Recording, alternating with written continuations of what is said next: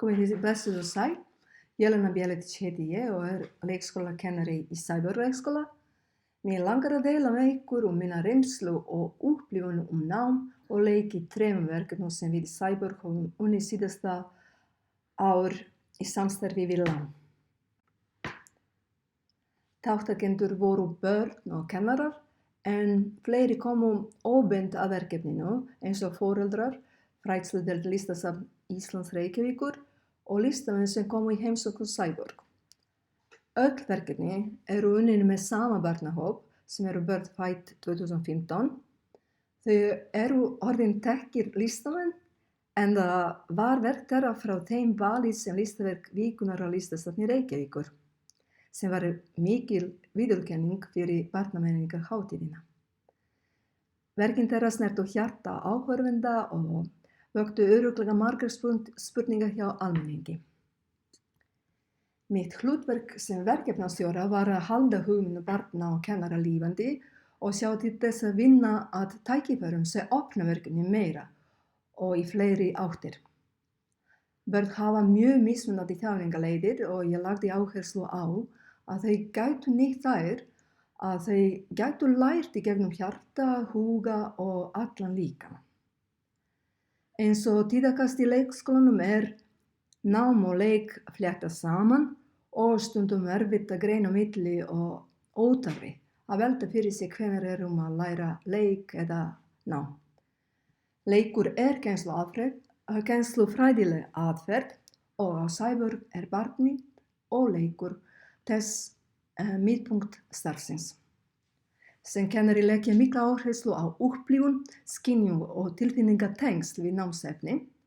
Helst byrja ég fyrst með líkamlega tengingu við námsefnin, skynjun hreyfingu í gegnum líkamann. Ég velti alltaf fyrir mér möguleikunum á hraðri upplifun í gegnum skynjun með sem flestum skynfærum. 8. janúar 2020 mættu mörg börn í skólann hrædd, þreytt og ofurspennt vegna þess að það var spáð mjög miklum stormi og hættulegu veðri, því átti allt starf að fara fram innandyra. Ég sá strax þurfti að vinna með þessum tilfinningum. Í fyrstu skrefum allra verkna reyni ég að skapa stemningu sem tekur á því sem börn eru að hugsa og að þau læra að skilja hugsanir sína í gegnum líkamann. Þarna 8. janúar sá ég tækifæri að vinna með börnunum hvernig náttúra hefur áhrif á okkur og hvernig við getum mætt náttúrunni með skapandi orku en ekki hræðslu. Við fórum því að vinna með öðruvísi orku og fórum að vinna með viðhorf þeirra gagnvart veðri og náttúru. Við þurfum að vera varkár á sama tíma og við tökum á móti náttúrunni með opnum örmum, en ekki berjast á móti henni. Ég velti fyrir mér hvernig ég gæti kennt börnum að mæta á svið lífsins aktíft og gera eitthvað í því, hafa gaman á öllum fyrirbærum í náttúrunni eins og mögulegt Vindur til dæmis mjög skemmtilegt viðfangsefni eins og myrkur. Náttúran hefur áhrif og við getum ekki verið án hennar og við getum ekki farið í burtu en hún getur verið án okkar.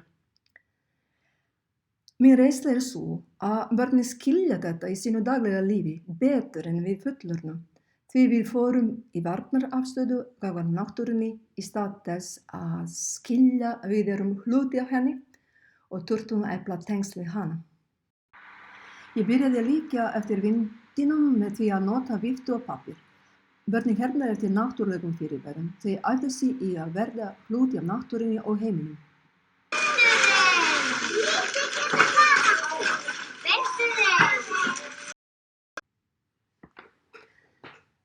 Hérna sáum við pappír á ljósaborðinu. Sá pappír sem var í leiknum endaði bara fyrir tilviljun í þessu stemningu á ljósaborðið og varð þessi leik að hugmyndaverkefninu. Þannig ferli var frá innsæi kennara að vinna skapandi með tilfinningar barnanna, frá hugmynd eins barns sem sá jökull á ljósaborðinu til jöklatema á allri deildinni og frá jöklatema í leikskólanum til jöklagjörnings úti í samfélaginu. Börnin gerðu tilraunir með pappír, steinar, sand og margs konar efnivið á ljósaborðinu, mynduðu það sem þeim finnst skemmtilegt í formi, litum sem þau sá, mynduðu sjálf og úr þessu þeirra vinnu urðu meira en 1000 ljósmyndir sem við vorum að klippa og setja saman í vídeóverk sem heitir Jöklagjörningur. Auk þess, börnin gerðu tilraunir með hljóð í umhverfinu. Við vorum að gefa þeim tækifæri eða bjóða þeim tækifæri að vinna með sinn líkama til að búa til jöklahljóð og finna hljóðgjafa í umhverfinu sínu. Og þriðja leið sem notuðum, við vorum að skapa tækifæri að koma barninu í leikræna og listræna aðstæður dansari það fyrirbæri jöklar upplifað.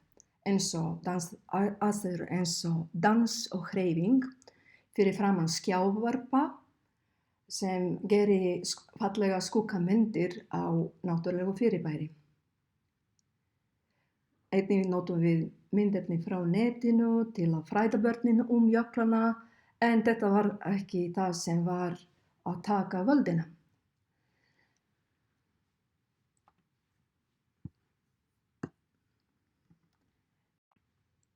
Þegar við fórum á sýningu Ólafs Elíassonar í lok janúar í Hafnarhúsinu og fengum fræðslu hjá Ingibjörgu Hannesdóttur ljósmyndaverk Ólafs, vöknuðu upp margar heimspekilegar spurningar hjá börnunum. Fyrst, þegar byrjuðum verkefni, aðalspurningin var hvað jökull? Hvernig hann verður til? En það leið nokkrar vikur þangað fóru börnin að spyrja sig þessi heimspekilegar spurningar. Náttúrulega þetta alveg eðlilegt að því þau eru búin að upplifa eðli jökulsins gegnum leik og hún komin eitthvað annað í stað. Á safninu byrjuðum við að velta fyrir okkur hreyfingu í tengslum við jöklana og gerðum alls konar tilraunir. Þau spurðu á spurningu, af hverju eru jöklar að hverfa? Náttúrulega, ljósmyndaverk Ólafs Elíassonar vakti þessa heimspekilegar spurningar hjá börnunum og frábær fræðsla sem við höfum fengið hjá Ingibjörgu leiddi til þess að við komum enn meira í leikræni tjáningu inn í verkið. Börnin heyrðu mikið eftir fyrirbærum sem að finna á jöklum. Við unum frá tilveru vindsins til tilveru jöklana. Við unum frá vandamáli í samfélaginu til lausnar í leikskólanum. Frá raunveruleikunum til sköpunar og gjörnings. Við unum með dans og leikræna tjáningu sem við erum enn að vinna með í dag. Og þið sjáið nokkra myndir sem sýna líkamlega upplifun hluti af barnahópnum á jöklunum. Nemendur og Sæbjörn tóku líka þátt í skordýraverkefni þar sem mikilvægt málefni sjálfbærni menntunar því að skordýr eru sú dýrategund sem með mjög háa tíðni útrýmingar. Verkefni hófst fyrir 5 mánuðum og það enn í gangi þó svo að kveikjan hafi í upphafi verið komin frá mér, þá eru það núna börnin sem stýra verkefninu. Kveikjaverksins voru fréttir úr dagblöðum og sjónvarpi. Sögur eins og þessar. Ég valdi svo lítið komiskan tón í fréttum til að kynna verkefni svo að börnin gætu tekið afstöðu með skordýrunum. Í sögunum kemur á komiskan hátt fram hræðsla þeirra fullorðnu og úrræðuleysi gagnvart skordýrum sem eru meinlaus. Þetta fannst börnum merkilega að ræða og fyndið. Það mikilvægt að ræða við börnum fordóma og hræðslu gagnvart náttúrulegum fyrirbærum sem við þekkjum ekki. Þau spurðu spurninga á borð við hvers vegna þurfti að loka heila Sorpustöð bara út af einum kakkalakka. Þau veltu fyrir sér af hverju fólkið var svona hrætt. Fyrsta verkefni var að setja á svið leiktæki sem tóku á inntaki fréttanna. Börnunum var svo boðið að skapa skordýr sem þau vildu vernda. Þegar ég var að velta fyrir mér efnivið þá ákveð ég að vinna með lífrænan efnivið sem vekja upp tilfinningatengsl. Til að vinna enn frekar með sjálfbærni þá ákveð ég að vinna með matarafganga sem fellur til á Sæborg og heima hjá mér. Ég bauð einnig krökkunum að koma með grænmetis og afganga heima frá sér. Pælingin á bak við þetta að mörg börn eru matvönd. Sumu mat er hafnað eins og skordýrum er hafnað.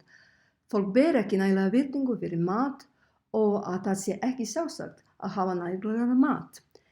Ég heitlast að smá atriðum lífræna hluta en að baki var smá persónuleg pæling.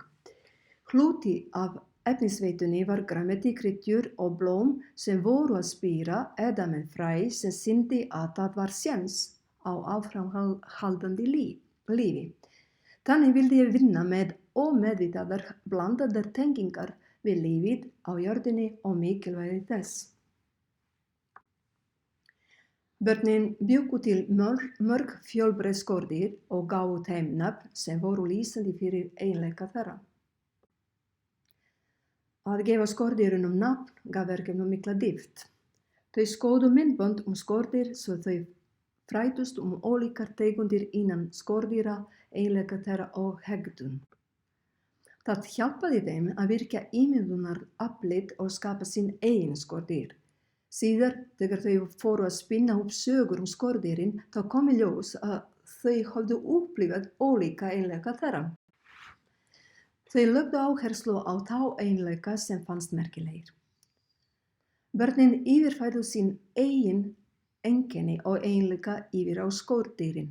Þannig urðu þau hluti af lífheiminum, líkt og skordýr. Skordýrin urðu hluti af þeirra persónulega heim og því má ætla að þau í framtíðin taki á yfirvegaðri hátt á til dæmis kakkalökkum en fólki sem fjallað var í fréttinni. Nýverið hafa krakkarnir unnið sögur út frá ljósmyndum af skordýrinum þeirra. Sum þeirra hafa búið til tengsla milli skordýranna og aðrir hafa tengt beint við einreynslu eins og þessi höfundur Jólando sögunar sem barn af erlendum uppruna. Þeirra ósk að nota þessar sögur í eina bók. Þau vilja líka búa til sýningu fyrir foreldrana. Við sögugerðina hefur verið lagt áhersla á að vinna með leiklist og myndlist saman þegar þau fjalla eiginleika skordýrsins, tilfinningar og gríðarstaði. Við höfum fundið okkar gríðarstaði í Öskjuhlíðinni. Í þessu verkefni eru krakkarnir að labba Öskjuhlíðina með spegil þannig að þau spegla sig sjálf sem hluta af náttúrunni sem styrkir sjálfsmynd þeirra og þau upplifa að þau eru órjúfanlegur hluti af náttúrunni. Í leit af gríðarstað höfðum við í huga rými, hljóð, stemningu, lykt og innri gildi eins og þakklæti fyrir umhverfinu og náttúrunni. Við bjuggum okkur til skýli úr fundnum greinum og þar sem við sátum saman í kyrrstund, síðan ræddum við hvað náttúra gefur okkur og hvað við erum þakklát fyrir. Sem dæmi verður nefndu þakklæti að liggja á mosa, þakklæti fyrir hreint loft, skemmtilega samveru, stað til að pissa í friði. Svo náttúra gefur okkur að borða, gefur okkur blóm til að elska.